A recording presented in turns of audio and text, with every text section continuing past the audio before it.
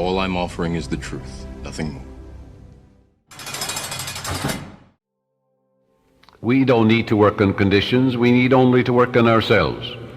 The only place we can cure our lack and limitation is in our own mind. Be ye transformed by the renewal of your mind. When we have done it there, we shall find that the world, that is your body, your environment and conditions, will be a mathematical reflection of your inner state of mind. Whatsoever things ye ask for when ye pray, believe that ye have received them, and ye shall have them.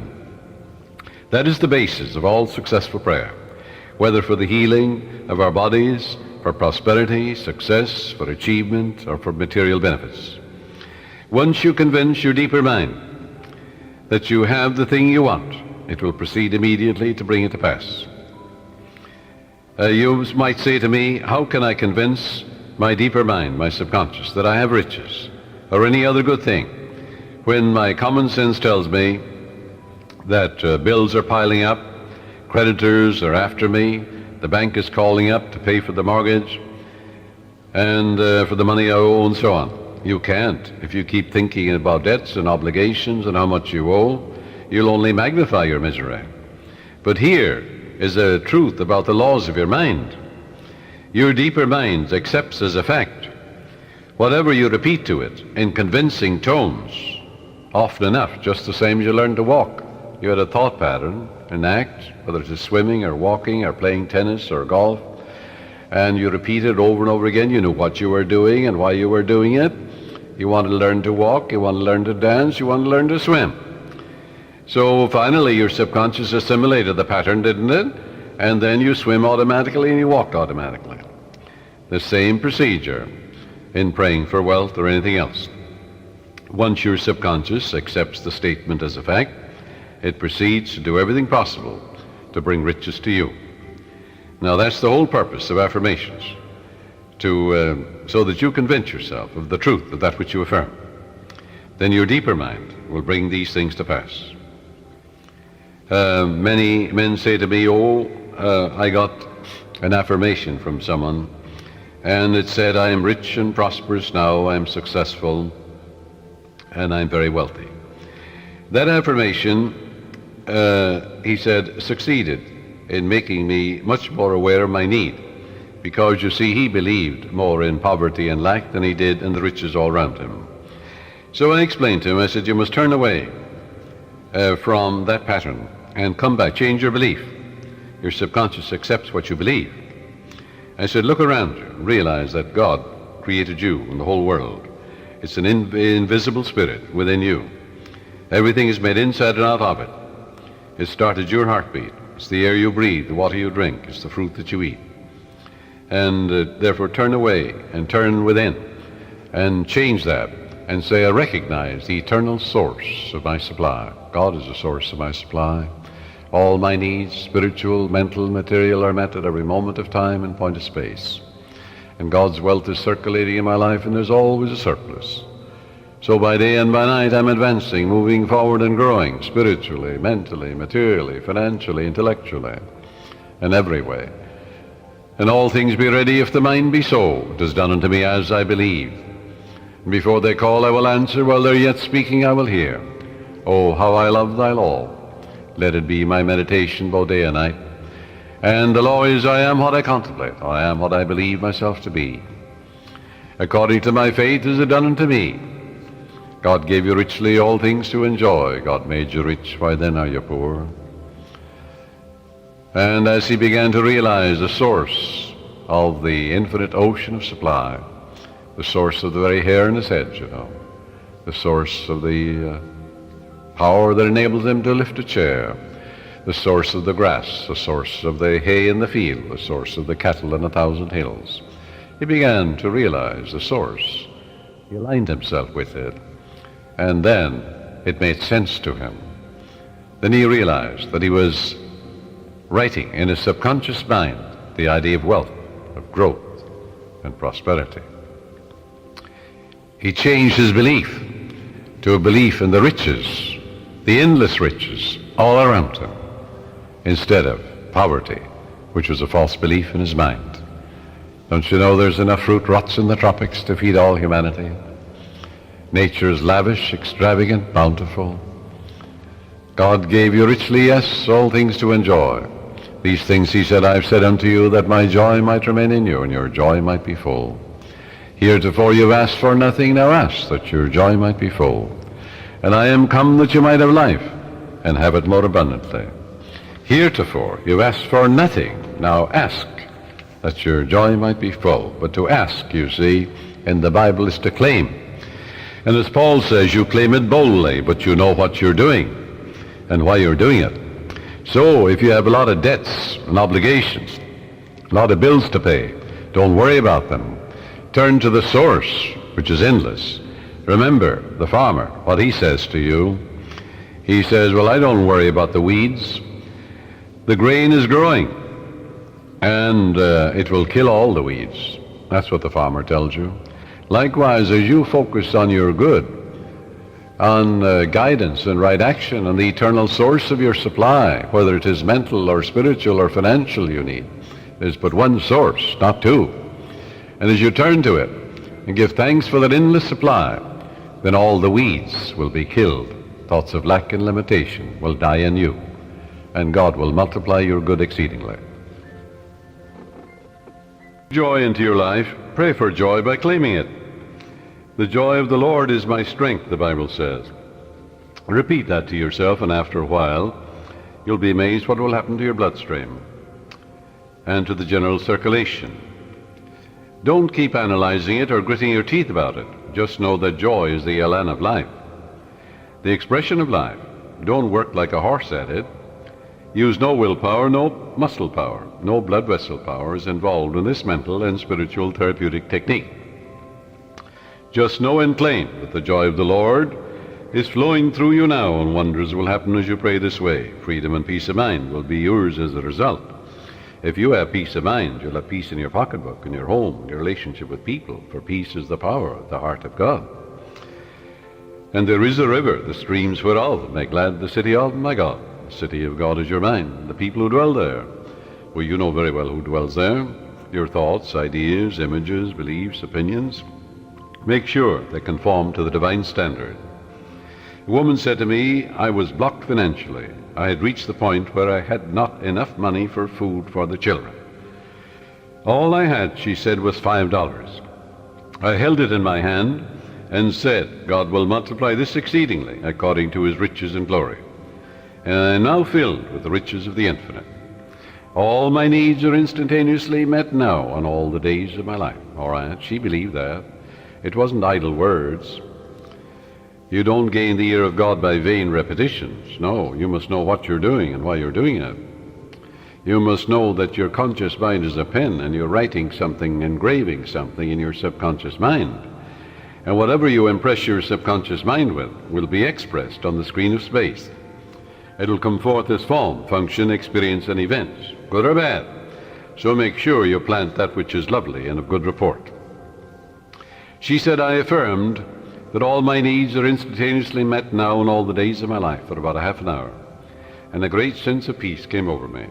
I spent the $5 freely for food. The owner of the market asked me if I wanted to work there as a cashier, since the present one had just gotten married and left. I accepted it, and shortly afterwards I married the owner, my boss, and we have experienced and are experiencing all the riches of life. This woman looked to the source. She didn't know how her prayer would be answered, because you never know the workings of the subconscious. She believed in her heart in the blessings of the infinite. Follow. To believe is to live in the state of being it. It also means to be alive to the eternal truths. Her good was magnified and multiplied exceedingly, because the subconscious always magnifies what you give attention to. There is a presence and a power within you, and you can use it, and you can stir up, as Paul says, the gift of God within you. For God is the giver and the gift, and everything has been given to you. And therefore you can tune in and claim guidance, right action, beauty, love, peace, abundance, security. You can say to yourself, well, God's ideas unfold within me, bringing me harmony, health, peace, and joy. If you're in business, you're a professional man, you're an artist, you're an inventor, Just sit down quietly and say, God reveals to me new creative ideas, original, wonderful ideas, which bless humanity in countless ways. And then watch the wonderful ideas come to you. And they will come, because when you call, it answers. Remember what it says in the Bible? Call upon me, I'll answer you. I'll be with you in trouble. I'll set you on high because you have known my name. And the name means the nature. Well, the nature of infinite intelligence is responsiveness. Call, the response comes.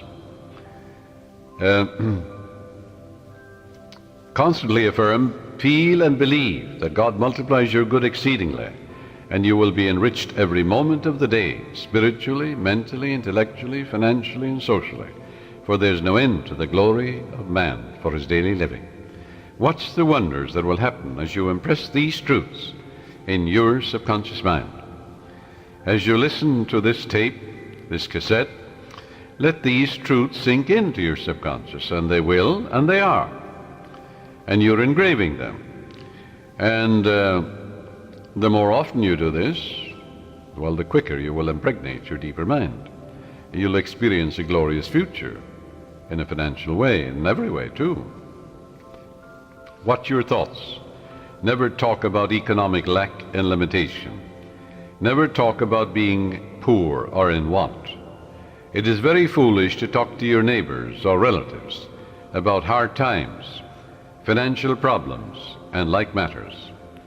Count your blessings. Begin to think prosperous thoughts. Talk about the divine riches present everywhere. Realize that the feeling of wealth produces wealth.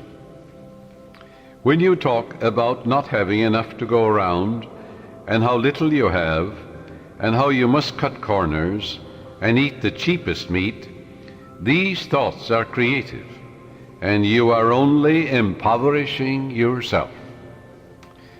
Use the money you now have freely. Release it with joy, and realize that God's wealth flows to you in avalanches of abundance. Look up to the source. As you turn to the divine presence within you, the response will come. It is written, He careth for you. You will find neighbors, strangers, associates adding to your good, and also to your supply of material things. Make it a practice to pray for divine guidance in all your ways, and believe that God, or the Supreme Intelligence, is supplying all your needs according to His riches and glory. Claim it boldly. Come boldly to the throne of grace, Paul says. And grace, when it's removed from its mystique, is simply the mathematical, orderly reflection of your habitual thinking and imagery. In other words, there's supreme intelligence that responds to your conscious thinking and imagery. Pray for divine guidance, therefore, in all your ways. As you make a habit of this attitude of mind, you will find the invisible law of opulence can and will produce visible riches for you. Recently, a doctor told me that her constant prayer was as follows: I live in the joyous expectancy of the best, and invariably the best comes to me. My favorite Bible verse, she said, with which I saturate my mind is, He giveth to all life and breath and all things. That's from the book of Acts, 17th chapter, 25th verse.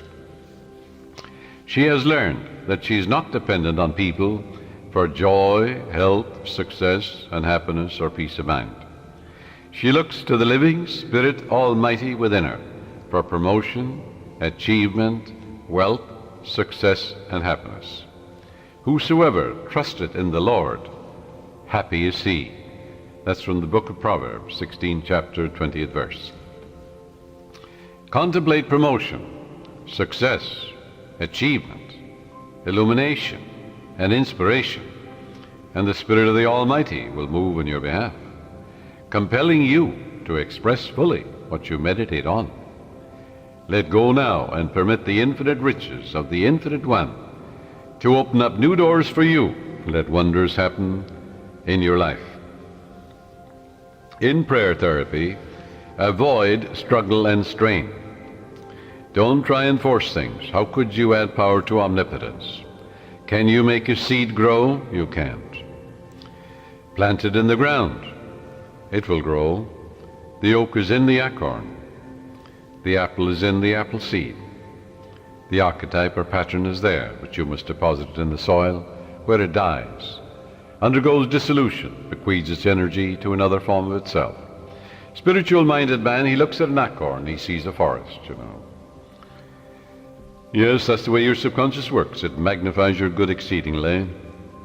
So avoid strain, since this attitude is indicative of your unbelief.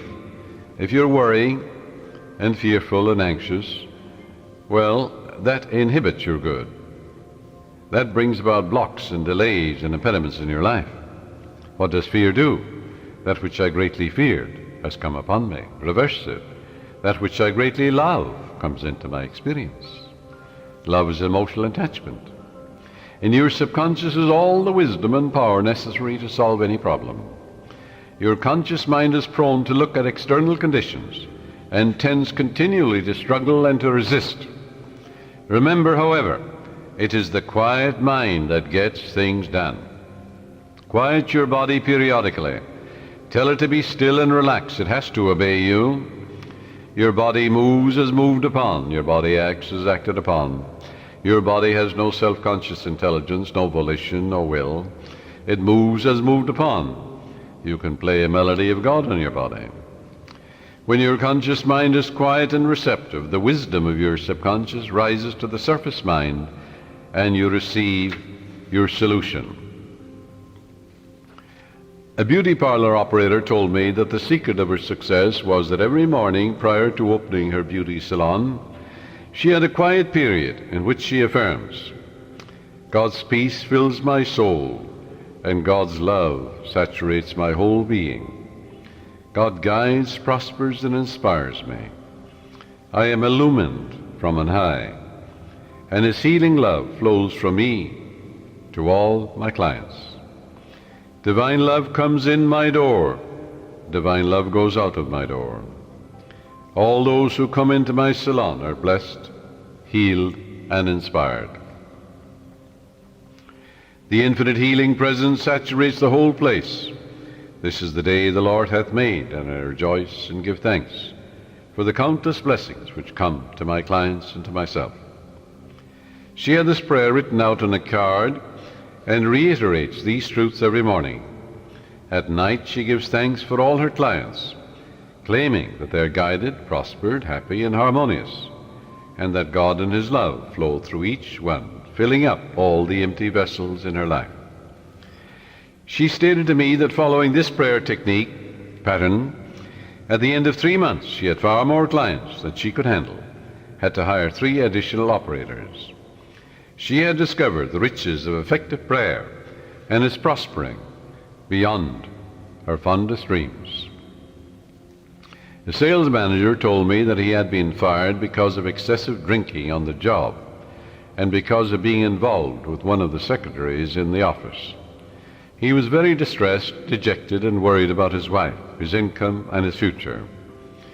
In talking with his wife later, I discovered that she was a chronic nagger and had tried unsuccessfully to dominate and control her husband.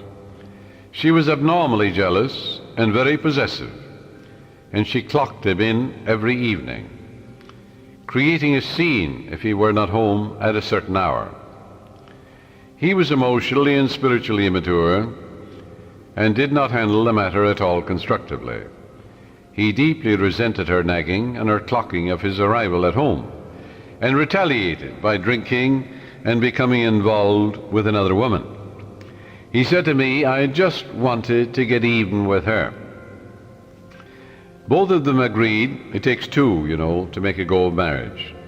It takes 2 to prosper. If a husband and wife will agree in prosperity and success, agreement means harmony, they will prosper. They'll have all the money they need to do what they want to do when they want to do it.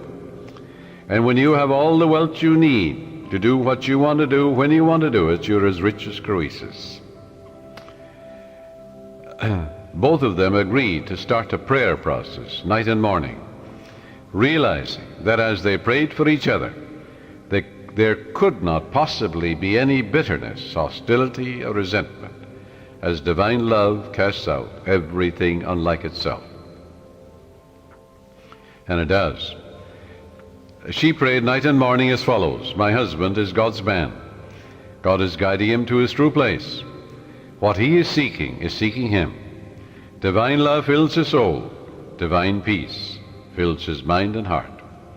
He is prospered in all his ways, spiritually, mentally, financially, socially, every way. By day and by night he is advancing, moving forward and growing, spiritually, mentally, financially, socially, intellectually, in all ways, for life itself is growth. There are harmony, peace, love, and understanding between us. It is divine right action and divine peace operating in our lives. And he prayed for his wife night and morning as follows: my wife is God's child. She's the daughter of the infinite, a child of eternity. Divine love fills her soul, and it is written, he careth for her. Divine love, peace, harmony, and joy flow through her at all times. She's divinely guided and prospered in all her ways. For to prosper is to grow along all lines. There are harmony, peace, love, and understanding between us. I salute the divinity in her, and she salutes the divinity in me. As both of them became relaxed and peaceful about the situation, they realized that only good can come out of this situation. Soon he received a phone call from the president of the company calling him back, stating that he had heard he had had a reconciliation with his wife, and at the same time he praised him for his past achievements and accomplishments for the organization. Actually, his wife, without his knowledge, had visited the president of the company and had told him the whole story, how happy they now were, and how the other woman had vanished out of his life. She told how they were now praying together. He was impressed, and she and her husband discovered very quickly the riches of scientific prayer. For the riches of the infinite are within you. You can know if you have succeeded in prayer by the way you feel.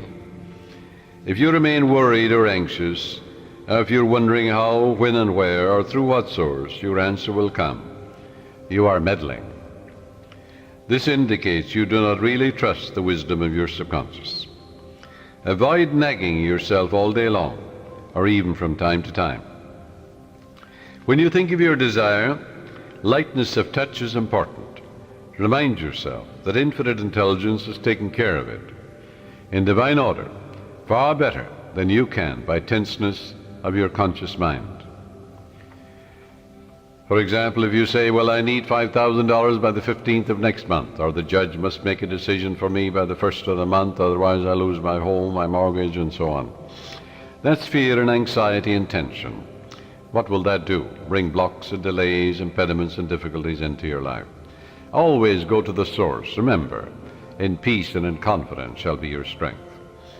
When you're anxious and tense and worried, that will not bring about prosperity or peace of mind or health or anything. Go back to the source. Come to a place of absolute rest in your mind and say to yourself, reiterate these truths. It is done unto me as I believe. Go thy way as thou hast believed, so be it done unto thee. All things be ready if the mind be so, which means all I have to do is ready my mind to receive the benediction, the guidance, the wealth, the answer, the solution, the way out. According to my faith is done unto me. Go thy way, thy faith hath made thee whole. Go in peace, thy faith hath made thee whole. And all things are ready if the mind be so. The light of God shines in me. The peace of the everlasting God fills my soul. And quietness and confidence shall be my strength. God gave me richly all things to enjoy. With God all things are possible. Reiterate these simple truths. Say, the Lord is my shepherd, I shall not want. He maketh me to lie down in green pastures. He leadeth me beside the still waters. He restoreth my soul. When I call upon him and he answers me, he'll be with me in trouble. He'll set me on high because he hath known my name. God is my instant everlasting supply, and ever-present help in time of trouble. Reiterate these truths.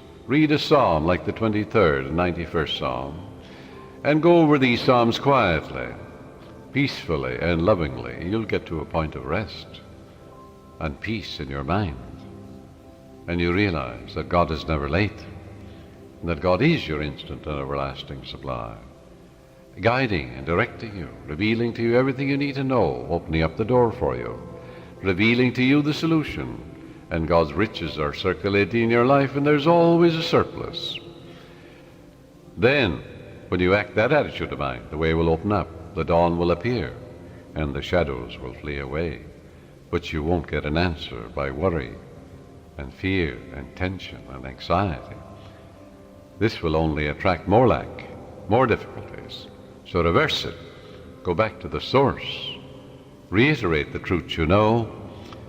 Dwell upon the truths of God, such as God is absolute peace, absolute harmony, boundless wisdom, infinite intelligence, the ever-living one, the all-wise one, the all-knowing one, the self-renewing one, knows all and sees all, the source of all blessings.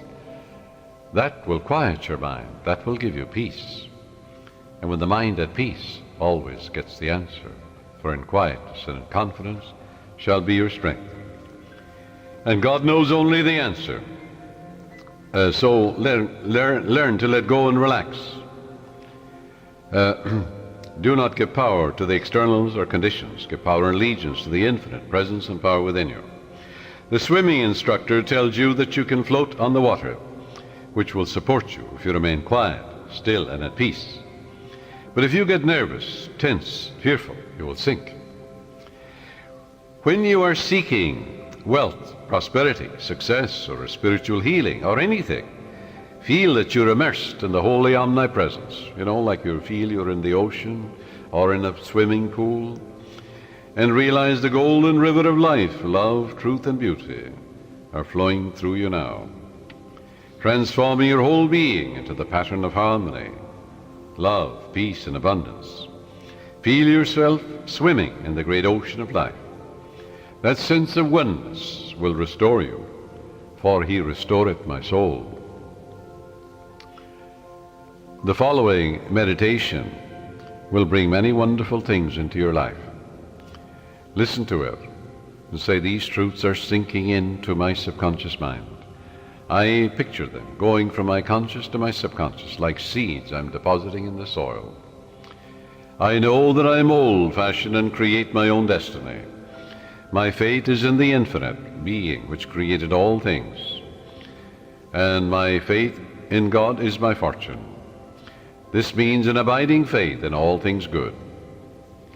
I live in the joyous expectancy of the best, and only the best comes to me.